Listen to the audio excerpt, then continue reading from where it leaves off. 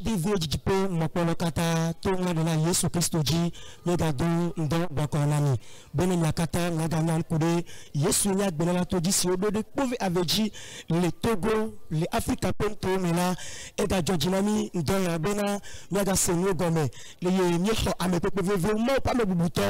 ye nenya kpo nye emiaji le tepeya yakpo mo pa me papa Christophe elle tepeya elle kpo hadejile lome nenye kpo nkonye zedeka yakpo nyami kakala me signé gbedora jikpo le achavego gbedora papa konye Yesu honam Jésus m'a sauvé ye penkonye papa Darus nyaweza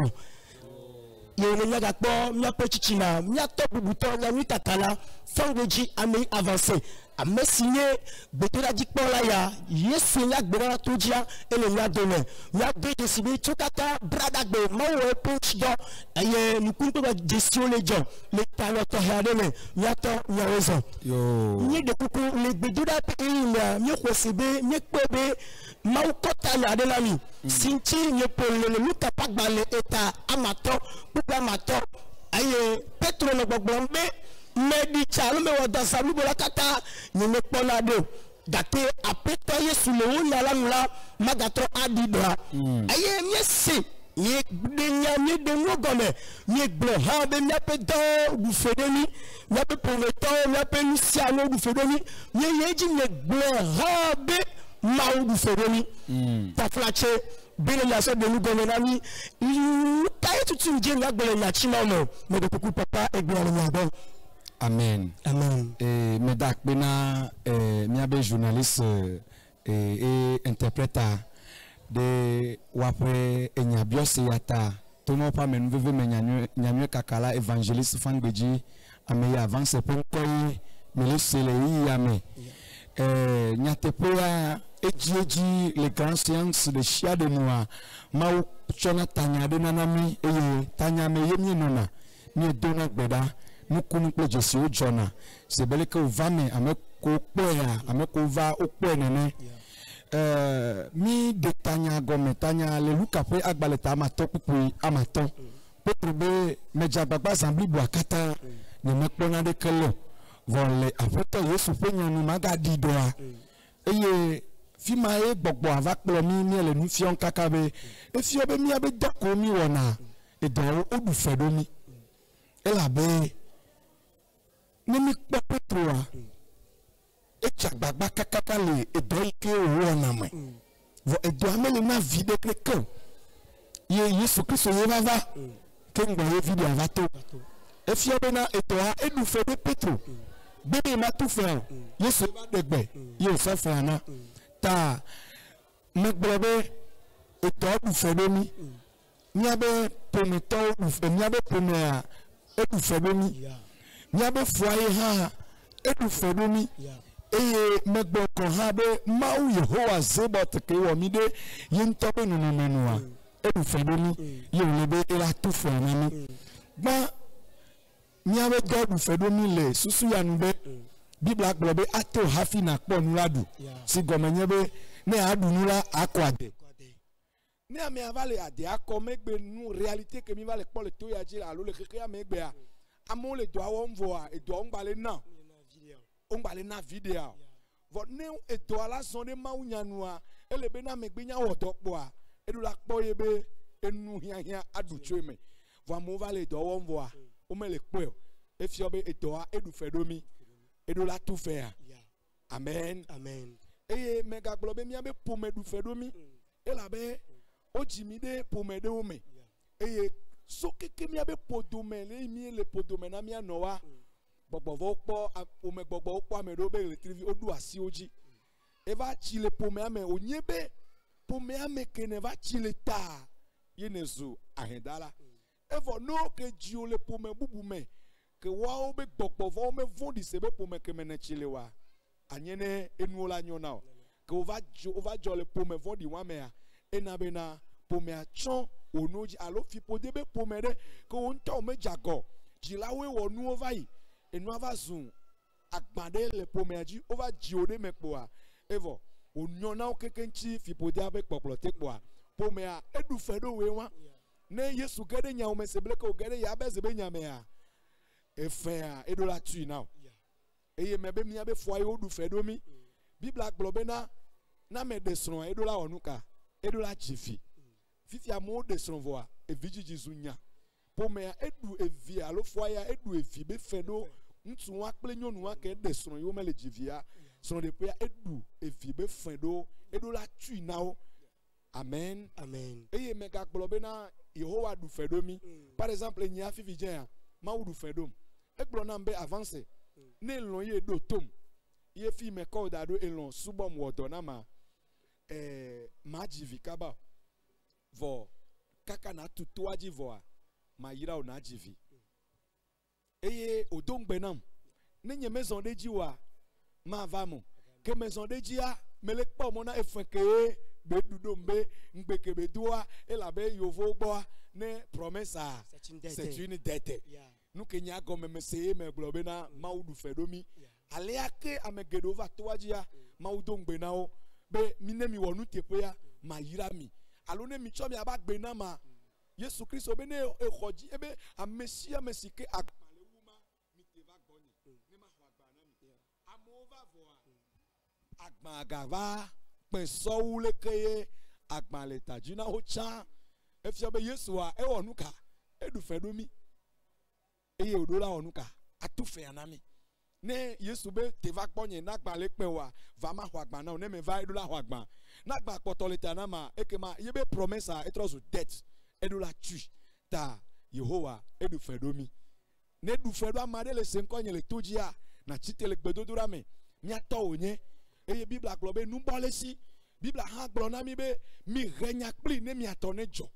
ne mi renya kpli kple be nyaola mi ato ne jo eye ne mi ato jola atufe onami le Yesu Kristo pe nkome bonu ijojina me nyebe na etu ame gbogbo to le science yaji e same toto egbe wetroa ne puduva ahoto Amen. ne metemva wa ne suivre mi pe hosele internet ji le mi abe Facebook ji ya ahoto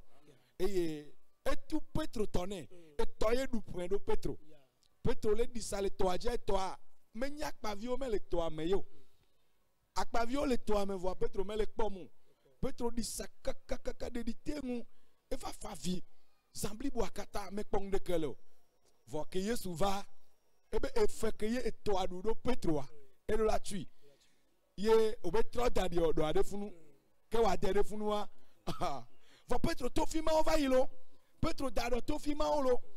vo eyi Petro va wea e khoye be gao e khoye ba pavio e ojo ya pe me ple jijo to khose me ya e fanike e do dudo wa atui now o promettre mi amado be wa komine jile tome kaka na fifia o melewe e do aba Petro du fedo akọ o de jikokokoko mi amado mi ja retraite o be mi akọ pension kaka na egbe o me tui na mi o apoito ganwa edu fedo Yesu lana ela tu fe le Yesu Kristo pe nkome amedo be ministère du fedo mawu ye o le woto ana mawu vo luvoa o me le va vo menye be o me le jagbagba o le chiundon le gbedomda vo luvoa o me le to vo mawu ye be mi ne mi awo duko ye be nu sron la o ta mawu edu fedo mi edola na luvoa yawa ona atrochi me. Amen. Amen. Miato akpekaka Yesu ne yirami. Amen. Me de kuku miato ne ma bijido mi ode. Me se le miape nyanu fifi la ibe. Petro jagbagba zabli bola kata. Aye mekpona de ke. Yes. Voa ega reseye. Ega yeji we. Yes. Ile egbeben keke ome. Bakple ameyo vana nyagba le to ajide. Ne nyakele miasi abe jide ponya. Nenya de nya holon le Petro pe nya ya me amesi nu chikona kake me jujo e yo ga wede nya de la si ona duko ameyo le vatuaji chogbe ye ndodo me le va nya de la si ona tohe ye watewo apoji dudua journaliste akpe kaka e tohe de ya magblona ameyo le kpomi le internet jibe odula nya be Yehowa mawo ke mi cha be mi asoboa jigbodi be mawie onye e gbona jidi me china jio e labena e jesi gome jeje na keke ame e yonya gbegbe wa wenu ha pet Elia kple Akab be yo ado adika apudu Elia be ya safo efiaka ne soteji ye efiaka be ne jengo yo be no ma uba me ya enye ne jengo bre be teji vo enya be ya dodo ngone efiame se nya wa gomo vo eyo tojia kaka wa ve do Elia le do gone efiabe ma we china e va china te tardivement mais il arrive tôt. Merci papa. Dans les mi-ponchidia, amédéa ma ou ponchidi be na deux étapes de na tung de me ya sok poko seoda kengbo awo nuana e ya ta agbagba de ne jeye me duchiwa me enu me gachikona jide po den do nwu ne na gatro awekpo mama de va gbo nyi so me gbele da seri di me be eso be ne va me nya be do ma he chala no tojila no se nkonyera eva ye mebe mama me khwele bureau mama nu kaye ma wona mi e mama be no ye mja ponupo ye mebe nka wo ye be ma ponupo ebe ameke gbon enyanye na ya ame agbon na ebe na ya be ya so nye be ma wele enye zama ye ngba ponupo ma wula de enu yo le jode ye jia aso fiam ke ngbo ye ya so nya be na mau le jinye e wato jinye awo ye be nya ona ye elabe mama ale glonam be na ye to gbedora po sugbo ye npong dodo gedo fluye gedo bleye e yata ame va gblonya na ya e kade jine be ya pong dodo to jinye e ye ne ye yin togon ha nu po mapo a mau ade nu ko le jode ye ji asofion ke gblonya wa embe mama nya tepe ya mi khona mele to ya ji maudena amebe kuki ofia gake ne gblonya o me dogbera de tawa atimfa me now ebe aw fi ma emebe Yehowa mama ya va be ya don pong di ya alo nkae ye apeto be aw me va be ya do po voa mama ale to nu me edicha echi kone eleji don chi mega kade na ne kejo vo eji be ya kpo be enye Yehowa mele fi ya ha eye matena ndodo ya tagbonne be esana avo ava du fe eye ovato angoba osasa angoba chava gba fifi eva glo kaka ye millionnaire eva le samolu le moto blebe e wona no mauma e mebia ye hoche kloto avifa fabe maou le fia Alléluia e ya de fiobe na mama mekbojo gake ejibe ya vavo a egba san khosebe system bubu ye osova eye mama nye da se fobe e yo trova ya esron tova yom benu ya mau defioa be ye nye be na gbedora po levoa mau ba mo levoa be nye ato hedea mau le chinye be ye wo gbona avada pe amen amen efio be mama ya tonu mevoa ke mejujowa mau ha eva dogoi adogocha amen le Yesu fenkon amen amen miato akpe amen Yesu ne yirami amen enyo matrode miato papa Darius bo mau pame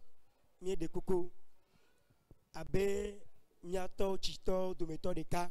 amesi le nyanyu kakala fan gbeji am avancer nchi le adang de dome le nu la me nyao me bakle nu vovovo me de choto ajipe gome jeje va se de fifiade de mie poto trode toxe sinti mia pon kude na mia me de koko egbe ale mia gbo yo mi da pene mia no via pe nya jose o katan nya tepe anyi pe suado ko nye ya eye tepe ya je gome me vado echo eye me kpo amo ndole agbadome va kpo mo le zame ke me kpo be nyatepe vanvan be Mau Jehovah eyo epamea ma me shamina eyo zande ya eke neno nyando gblon nyeme senya gome tutututu le gbe ata ye over no gome denema me donku na de ba me va konu vide ne miate me gba plemide me va konu vide ta nyatepe vava eke tepe a je gome a eche comme pe bedo soirée bedo homa nyamanya nkekene ne ulitna ne yo onoemo ho echo alundi ya ema mi bado ku vinya wa mi to le poma ya e me kote pa no fiombe o le poya fia e te pa je gomele ya fia te pa je gomele ya yo tu bedo ho aba o mete no amo do amoma gbo so zirika le kosira gbato mama agba bedo ho yo ba tu ya o poya ke ma menye gbogbo vo egbe vo amobe agboso so amoma gbo so agba bedo ho ye me be o le poya ke do ke maule ole afia e do ya ba vinya o gbona be nya tepe maule don la fie no to che va no ogle no ne va me ganye be na aga kedio ne o yo pove be gbedora pele pove e de oba do ve nyama nyao pove manyi tu lolo de kaka vo anwele jo la fia o gbogblo ba de ko ma don se ma opa mea ela be e me konu zande ya na me cho podem nyi chova apeno nye gblo na be vai no gbedo ho ma odo na ma o ye mo no popo le ma opa me ba gbomo be na le ha me o to le ba toto ji la fia ndojo ta agbetodu la nyanu asenu gome be ne maule nu pon maule de do asina medea o me kenaji lentio e do la fia o mate wele church home e ho alagba ye me to ne vinyo be o po gbe me mi batia kaka gbe ya me eye ne ndele jo le fia le jomada manyao ta e do la fia nya te pe vanfa maule do ta ne te pe je gome me ko supo me ton eye nu le jola fi ye ewu gbogblo a nye manyale ke maglero amisisia atovovo amisia atovovo amen ye mele ko amisia atovovo yeah ta mawe ke le don la fi a ne poto bla le jine epe ameshamina amen eye egbolo nyade be maopo nai nyatepe ya yira omotoye ye dongbe ye ne pomona mawo mega de jilepo e vilava amen la bena ya yira omoto de ke matolemo la mesalivo yes eye amishisha chalivo no mesha ele nanyivo amen ta nweke maula cho yira wa nye bobonere ka enye via maula chone amen ne wona moa ela we chatoa ta makwedo nse be eti megbovoa mau anandodo abapagbeme ta medakpe ne mau de pagbeta de kosire ata be ameyo kata va fia dodo ya ne mikpa da sede diao alolo mau ne irami amen amen yo papa yesu ne irami amen si le kakemi gale don kuna miame yo kata le kwami le jtpb mi le kwami cho pove aveji le yesu nya gbena la toji afisi ma opa menya nyu kakala fangbeji ameyi avancer nye jikpo la le wetro ya mi le tanya to hade me si mi le ponkude ale ya peto ale zodemle yesu nye agbena la toji ta ma de kuku papa Christophe et wezonzi de kake yo ma de kuku abe nyato chichi odo meto de kaene amesi nye avance beto ne magble kle amen Amen. eye nyeno enti zakpe keli dope gomejeje a magble bena miele tepe ya Yes. abe alei papa Garius bon fifi la bena gbedo hode asi hode ko pe asi hode me o je gome voilà après toi va des hommes aller bebe la magbeto pe agboso sota ko matema no tepe ma ye wo bena nemi atenpo agbado ava su gan aleya amen Amen. meje ma biobe e nyayo apeto gbona mi anto kude do anchi to go mejeje vana egbe ya to tro maude pe nya oji pepe a allo e ganya pe dafe Et bien les miago. Amen. Bien ben ma wa. Ebe nyonyi atepe matro. Amen. Ma glave sigbele ke mi ato glave nene. Ke mi so je e no agom effectivement, c'était en mars 2021. Yeah. Et mi je no ya gom. Encore sur 3 ans. Encore 3 ans. Wa no po ma obe dok e bele wo kunu pe jesi ke wole jo. Da sidi ke wole va wa. Ebe no be c'est Dieu même qui a choisi ce site. Yeah. Ma won chante pe ya. Et so e ba me samina so daro te pe anu. Be ne do ane des on. Yeah. Wa ma o chale pi. Effectivement, que mi tu dia e xovi nyang le ko mi olo do me funu. Agble ho effectivement. Agble ho de mi odo do me funu. Wa ke ni o no bizarre. Semaine que mi so évangélisation à kala ça va inauguration apothéose à dimanche. Mi o xovia ba e xovia je lo do vo. Kaka mi o agbado e de ti o le fi amo vale no de ti o gon me de ba ya ku to de ba ya ku no mi so no. Voi e jide va ja. Et dia le javo je mable wa mo le e dia me le subo le soise no bo agba nko no wa te bia ça m'a effrayé quoi mbe ba e ko ma wu brondo na yen to kwa nya se ka bi no be c'est Dieu même qui a choisi ce site ma won to e cha te pe ya e be le be doji cha e nu ko be le wa mi ma templo da se di yo sogbo ale gbegbe o sogbo donc de ko mi agbon ko be ma wo be do me china poji o wa eya le be doji wa e idoaji e gba le be npe o be do wa ne ba wo pata e wa pata wa po me baba ale be fetu we poto wa e la ke fe won chana mi pe parce que nya te pe matro be ma wi amen ma de ko mi atozi de kake nya kele mi asi na ameyo kata le kwa vifi lai amedo o le seto aji ben ko voa wa be susu enye be na de kemele tepe ya torre me dieu na po na mi gba pe echo be do anchi leke nu kawe ne po kawe ne expérimenter so gbogbo gba de son torre ri nto ma blondo cha be séance que va y bon passer à ya yen to jadi la sere we troya aha amen yen to jadi la sere we troya donc ma ou le de son ale gbegbe donc a mba yan me la blondo be le ki alonu va na po abele ne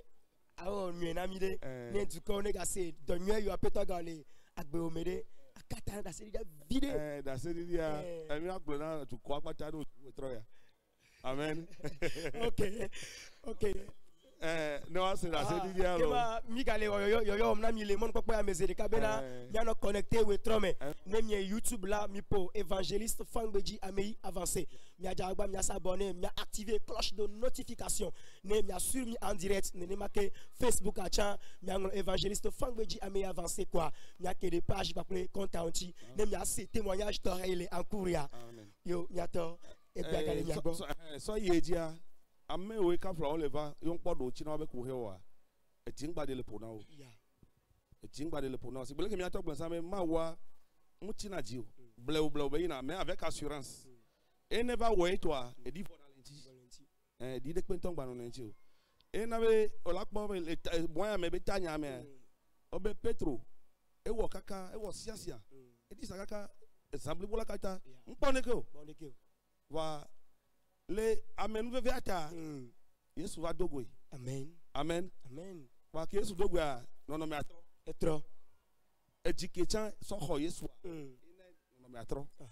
donc ne oliva yon ko le ko nti wa etinwe be masi opo ye mawula dogo e be la wa chano amen e na be nya hajiji le dora jijona afisi enuwo sensele afisi enu odo na fonfon lelo afisi blong odo le afima mauvana le e mablo fisi blong odo mi agbeto le a e mi o mi le ku be na be e bona mi e pa autrement le gba le wa ma we jina e be dogo me le fuma e ya tro jina nu ye gome e ya tro tana mo ye yebu donc mo ko de na mi ade me sa le sibe apeto ya ta mo le fike mo le wa amen enyo miato bubuto maune yirami hafine maho miato bubuto nyanyu kakala Fangbeji Amei avancé a majibe miaga commande popo anonya ananya nyu kakala papa Garus be ma biebe nya kele si tore na mia tobuto nya mi kakala fangbeji ame avancer na doyo apeto les uns kolo le pe du ko pa gbemele to yaji eye nuka alo mokpokpo kegale mia sine tore be ma una gazin a le chome le du ko pa gbeme le to yaji le Togo le Africa le Regoni akatame nyatepe ma de nous saint agbobena mawo ne gato shamine gaso amen be edoa elaye anyigba pesepeke amen amen nueke mawo chotoji be yaona kpove ye okpoleva gbeme la fi ke nya meglobe menye kpove o ke ne Togo kata Afrika kata amen ne hikekuna kata amen do ele fia edo vovon be mawo le doji le eza epe dochola da amisha ne gbato ya mishishiji amen be no ayo gbedora po le Togo a aglobe na mise etoreje nko le pove oyabe agbena la toji quand de prière JDV echo evai me nglona amade le lome ele odore na e mi va pa va ya peu me chose zatiti me va le consulter me va le pas be message de note pas ma hafima ya badia nyawa abaji me levo bo hafima da portable de ma dans loa ye amea nyako le glo ebe fofo nyame vie ebe atavi ogale nzole yi ya mea gebe mi ya peu me cho e me agroma le gama mi oti ojovo ye mbe do hwanyame ebe atavi egale nzon ye ya e me tone be mele agbena la toji zande ya mi pa e mi va le do apame publicité de kaiwa ba eno gbagbo na be icha ejejia ye na de toaji ba mojo konu viere englo dora na nemaye mojo konu viere mbe awo awo abe afibo gbon ole ye mbe nemi kle mi va dogoa ma vanya maji be egbona re so e medonti ne ebe echa zandea ejejia e na toaji tokaji e na le pove ma bie ta anyebe menya agbena la toji o ne ma to ne be nu bule jo le afi be nu le jo la fi a nyeme vo le considérer mo insomo yo ma opa mea adogbe ne mi gba ponu popo ebe o le biotanye ebe ke ma ododo la be nyawo la no letri eton ya nyeme nya enyeme gava kodo edoa le ke doa tere hatinye la fimaye ye me gbɔdɔ queen bena ne mi va dogoa to eji me va e me nya me gbɔne a ela se be avancer a e me je dodge le directeur le achanve gloire ye va na mi ona do ye va na mi ona do ta to ya ja to nya ji e ma de to aji po nya one e ya chibi Yoshua beyina chepe yo me ova leva bove nyemenya eka vo ne ya ya e manya be mawu le don le to ya jinya tepe vanva ne menyi ya yo e manna manya be na awo nubu le jo le afi nubu le jo la fi do ne menyi ne ma wa nyema le micro hand kanyi ya ye nyiha magbala de pe ne amowo ta mawu ne yira e pa mea amen mawu ne tu enu sen amen be etu ya dia egbla de fifia wa mia dogbera elle est satellite dit enyo Amen. on y a deux bera be ne ke mount be awa Yes. le magbema ne wo Amen. ne satellite dit a da Amen, amen, amen. da Amen. be ne duko waka fo penko Amen. be nu ya me o pole me yo o jibe wa chichite a ma o Jehovah anabena o menu tokpe Amen. Yehowa na ka jiru bato ya ji Amen. amen Amen. amen Enyo miato bubuto Yesu Kristo ne yirami. amen Akpe na mi de ale yimie ku jipo pe ya ira kode nyami kakala fangbeji ame avancer ji. Enyo matro de miato Amen. bubuto nchi nyami kakala fangbeji ame avancer nchi. Miato taflache me khwesebe wetro ya roa ye janye bedora ga pe nuwu eye zame toto toreade wanye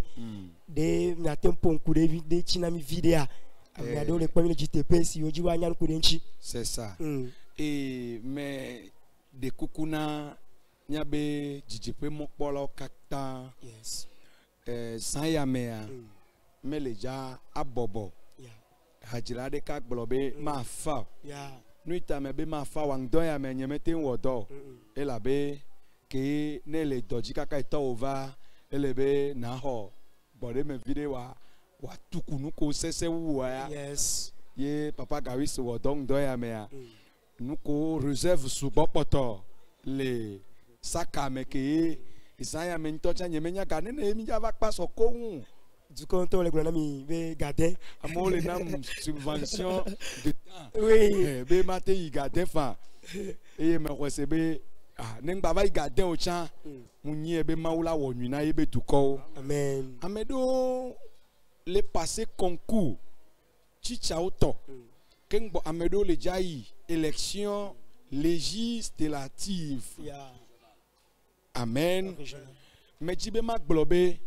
ameko le ja passé député obe concours et allo ayi élection wa fisi afike mi le senkonye le a mi jagbagba mi abe nko na do mi agbo e la be apeto gbole na mbe ye le ja ameko keke ma dogbera na be na wa dujia o le ja duji be ye le ja so Kristo to ameko adung de yenchi aso doa di kakple ameko adung de secte to nchi Yeah. Yeah. nene make ameko anye chichao ajibe yiwa i concours vo wano don kuda magbito nchia maule ja so Yesu benko adwa di kakple ameko don de amagbito nchi elabe amagbito la wo eto vone me nyao wa elava no so Kristo to asusu be ameko so gava kpo ya wa o yele so vo Kristo to be le so ameke mso gade pe ba pe wa ye be le so nmo java me ya Amen. ta ameko yo na resultat o cha one jira do be yo le ja ayo Kristo to ko yo nto mja nya Amen. Amen. Amen. o nya enyawa ya eye e amele gble assurance be Kristo to o ameko kade ma uji be ma awe na yewa wa we le ja to le concours o me kpankpan ame vevere ba me o le ja gen ko ma ba se gomo iye wa so mo pokpok alo opportunité adari année prochaine ji eye mi ato ko nye Kristo to don de Yehowa se botinwa wa we le ja duji eyata eyanye melegbele melekade jinami ne meting nanko alo me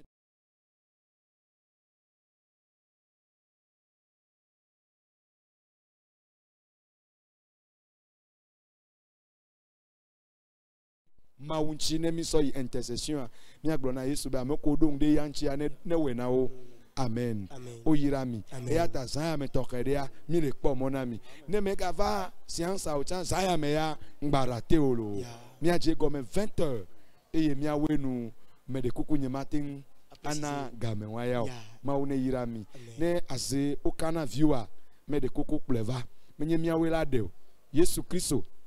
sike tsona gbogbo ko doli na gbogbo hoho tepe ya ana gbogbo ko anya gbogbo hoho le viewer me eye wa na gbogbo ko la du fiale de via me nu sia nu ile jola gbe o me ya mi ele pe obe na va adoma o pe ngun senpo amen se bele ke to ni o gble nenea ne egbe mi le ran mo se be par exemple Sophie a me ko o dénombrement on le ame plus de 3000 kaka le 4000 vo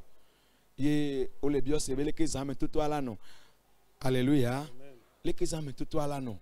o chan va auto Amen. amen Amen. Enyo miato maune yirami de mi apem de o ngome de ota enyo JDV jipe mo ko lokata zileka kea dodo intimie popo do ami ko se be apeto ave miano aye mi senu gome kure Yesu ne irami ma yeji ma popo nya okata le yovo gbeme. Alors nous remercions le Seigneur pour cet entretien qui a lieu et nous venons d'interviewer nos chers révérends pasteurs et évangélistes et notamment notre père spirituel, l'évangéliste Fangbedi Ameya Avancé, en fait partie, le responsable de ce camp de prière JDV, Jésus donneur de vie. Depuis le mardi, l'homme de Dieu a pris la parole et sous le thème, selon l'évangile, selon Luc chapitre 5, verset 5, Simon Pierre a dit, Seigneur, j'ai travaillé toute la nuit et je n'ai rien gagné, mais sur ta parole, je vais jeter le filet. Et effectivement, il a gagné ce qu'il n'avait pas gagné. Au cours des détails de la prédication de la part de l'homme de Dieu, il a eu à stipuler que le monde nous doit et que les membres de nos familles aussi nous doivent, que nos foyers conjugaux nous doivent, et même Dieu, notre Créateur, celui qui nous a créés à son image et nous sommes à son semblable, qu'il nous doit également. Et c'est là ce qui constitue une inquiétude aux journalistes de JDV. Et nous avons convoqué cette réunion-ci de lui poser des questions afin qu'il puisse aller en détail de cette déclaration qu'il a faite. Et effectivement, il a continué que c'est vrai. Les membres de nos familles nous doivent, les foyers aussi également nous doivent. Pour le dire, du côté du foyer conjugal, le Seigneur a déclaré dans sa parole que lorsqu'on se marie, qu'après le mariage, il faut qu'on ait bénédiction comme enfant. Ce qui veut dire que ceux qui se sont mariés, toujours qui traînent de la stérilité, de l'infécondité, ce qui veut dire que quoi? Et la promesse que Dieu a faite, qu'ils vont enfanter, le foyer là leur doit maintenant d'enfant. Dieu a dit et que nous allons manger à la sueur de notre front. Il y en a qui travaillent, mais toujours qui ne gagnent pas normalement selon ce qu'ils fournissent comme d'efforts. Selon la parole de Dieu, il faut quoi? Le travail là doit payer normalement ce que Dieu a déclaré. Dieu a dit qu'il va nous bénir. Il y en a, Dieu a dit si nous l'adorons sincèrement, dans la justice et dans la fidélité, qu'il fera accomplir toutes ses promesses dans nos vies. L'homme de Dieu a déclaré qu'il y en a qui servent Dieu sincèrement, à tout cœur, dans la franchise, mais toujours ils sont dominés par la pauvreté. Là, le Seigneur doit se lever et faire quoi? Et défendre la cause de ces personnes afin que quoi, sa promesse soit accomplie dans leur vie. Pierre, lui autre, c'est quoi? C'est le lac là qui lui devait. Son travail, c'était la pêche. Il en a fait toute la nuit, mais n'avait rien gagné. Mais lorsqu'il a rencontré le Seigneur Jésus, son cas a changé. Il a marqué la différence. La honte que l'ennemi voudrait l'infliger a été ôtée. Et nous avons continué. Et par l'interviewant que l'homme de Dieu a mis avancé. Et comment est-ce que, qu'est-ce que vous avez à dire à l'endroit des peuples et qui viennent bien sûr au temps de prière, qui prient toujours, qui n'obtiennent pas leur solution? Parce que nous avons appris dans la parole, l'évangile selon Luc, toujours chapitre 5, qui dit que quoi? Pierre a travaillé toute la nuit, mais il a vu le Seigneur, il n'a pas baissé les bras, il a continué. Et il a dit que vraiment, il exhorte tout le monde qui vient dans ce camp de prière que d'abord, Dieu est un Dieu qui est lent à la colère. C'est un Dieu patient, de se patienter que tel que toujours tu invoques le Seigneur, il ne t'abandonnera pas, il viendra toujours à ton secours. Et nous avons aussi certains invités de marque, à l'occurrence papa Christophe de mon côté à gauche ici. Également l'un des invités de marque, l'évangéliste papa Garus, le responsable du camp de prière Jésus m'a sauvé depuis Vaughan, dans les contrées de Vaughan. Et nous avons commencé par là qu'il est l'un des papas tellement attachés à l'évangéliste Fangbedi Ameya Avancé. Alors depuis la création de ce camp de prière jusqu'ici, est-ce qu'il a vu certaines remarques, des innovations, des changements qui pourrait partager avec le peuple de Dieu?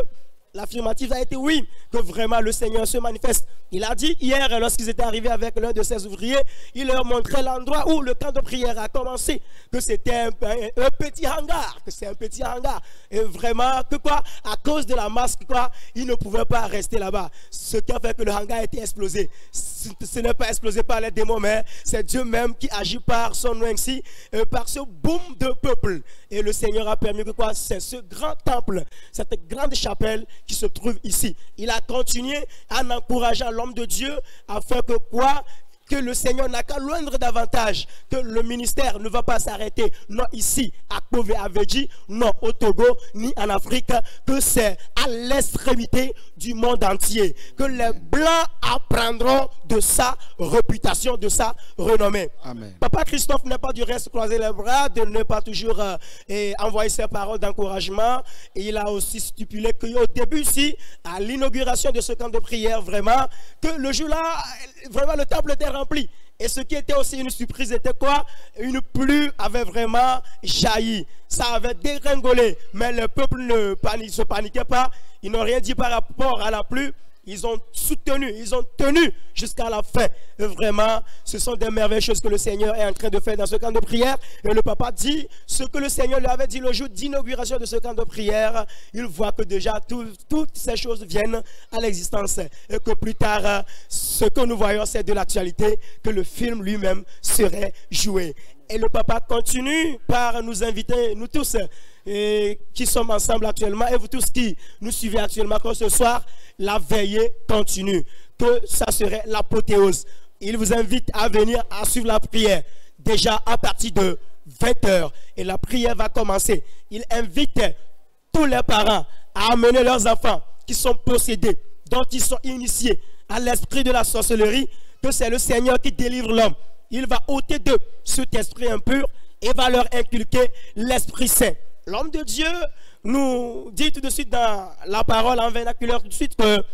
le Seigneur l'a parlé, que ceux qui voudraient déposer leur candidature, ou bien ceux qui ont déjà déposé leur candidature pour l'élection des régionaux, et pour les enseignants aussi qui voudraient passer des examens, ENAM, ENI et autres choses, pour le recrutement, pour être chevronnés, qui les invite à venir faire leur inscription au secrétariat du camp de prière JDV, Jésus donneur de vie. Le Seigneur lui a promis, lorsqu'il va intercéder en faveur de ces personnes, lui, le Seigneur, il va leur accorder la victoire. Il nous invite à ne pas rater cette opportunité, à ne pas négliger ceci. Après tout, et commencez par dire que le Seigneur m'a abandonné, quelque chose se produira. Même les proclamateurs, ils seront vraiment étourdis ou bien ébahis, parce qu'eux-mêmes auraient planifié, mais ce que le Seigneur a planifié, c'est ce qui s'accomplira. Vous êtes tous invités ce soir à participer à la veillée, et à partir de 20h, Sœur Richma béni, et nous sommes toujours autour du thème « J'ai travaillé toute la nuit, je n'ai rien gagné, mais suis ta parole, Jésus ». Je vais encore jeter les filets. Soyez richement bénis et à très bientôt. Shalom, shalom. Amen.